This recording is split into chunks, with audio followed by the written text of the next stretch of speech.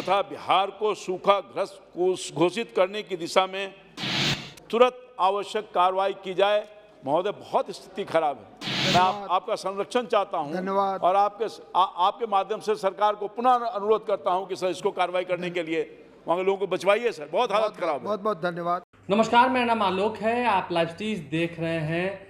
BJP के सांसद पूर्व केंद्रीय राज्य मंत्री रामकृपाल यादव ने आज लोकसभा में बिहार को सूखाग्रस्त घोषित करने की मांग कर दी है। देखिए, इस साल बिहार में बारिश कम हुई है, उतनी बरसात नहीं हुई है। हालांकि नेपाल की ओर से जो पानी आ रहा है उससे नदियों का जलस्तर ज़रूर बढ़ चुका है, लेकिन हाँ, बिहार में इस साल सूखा पड़ा है, किसान तबाह हैं, परेशान हैं।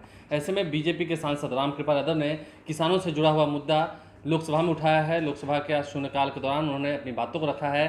क्या कुछ वो कह रहे थे, बिहार के हक की आवाज़ उठा रहे थे, ज़रा सुनिए। श्री रामकृपाल यादव जी।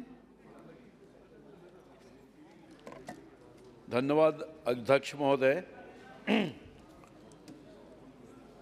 महोदय, आपके माध्यम से केंद्र सरकार का ध्यान सूखा के भीषण संकट से जूझ रहे बिहार के किसानों के तरफ आकृष्ट करना चाहता हूं।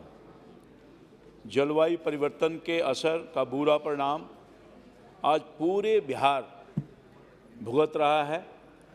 इस वर्ष 1 जून से 29 जुलाई तक बिहार में अपेक्षित 485.4 मिलीमीटर वर्षपात की तुलना में मात्र 287.2 मिलीमीटर वर्षपात हुई है, जो कि लक्ष्य से 41% कम है।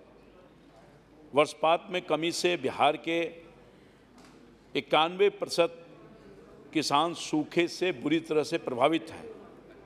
बिहार में धान की खेती के लिए 35 लाख हेक्टेयर का लक्ष्य निर्धारित है, परंतु अभी तक मात्र 17.9 लाख में ही धान की रोपनी हो पाई है, जो लक्ष्य का मात्र 48.8% ही है।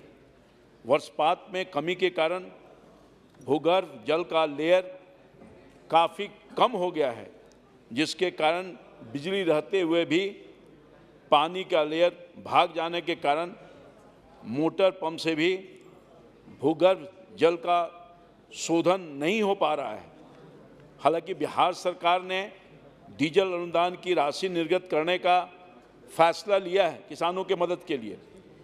धान की फसल के बर्बाद होने की स्थिति, वैकल्पिक फसल के मुक्त बीज वितरण के लिए आकस्मिक फसल योजना के तहत 200 करोड़ रुपए का प्रावधान भी किया है।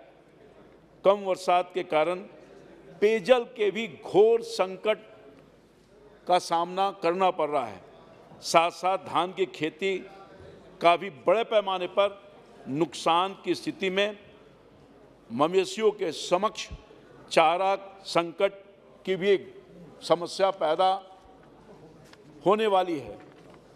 मध्य प्रदेश के बाणसागर और उत्तर प्रदेश के रिहंद जलाशय के जलग्रहण क्षेत्रों में भी कम बारिश के कारण धान का कटोरा कहे जाने वाला मेरे संसदीय क्षेत्र पाटलिपुत्रा सहित पूरे शाहाबाद के पटना, भोजपुर, बक्सर, रोहतास, औरंगाबाद, नालंदा, कैमूर, अरवल सहित कई ऐसे ज़िले हैं, कई ऐसे इलाके हैं जहां नहरों में सिंचाई की पर्याप्त पानी नहीं है।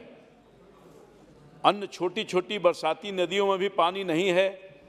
आहार पाइन सब सूखे हुए हैं। स्थिति बहुत ही भयावह है महोदय। केंद्र सरकार को तत्काल कदम उठाने की जरूरत है। मैं आपके माध्यम से केंद्र सरकार से अनुरोध करता हूं कि बिहार में अविलंब एक उच्च स्तरीय टीम भेजकर सूखा की स्थिति का आकलन कराया जाए तथा बिहार को सूखाग्रस्त घोषित करने की दिशा में तुरंत आवश्यक कार्रवाई की जाए। महोदय, बहुत स्थिति खराब है।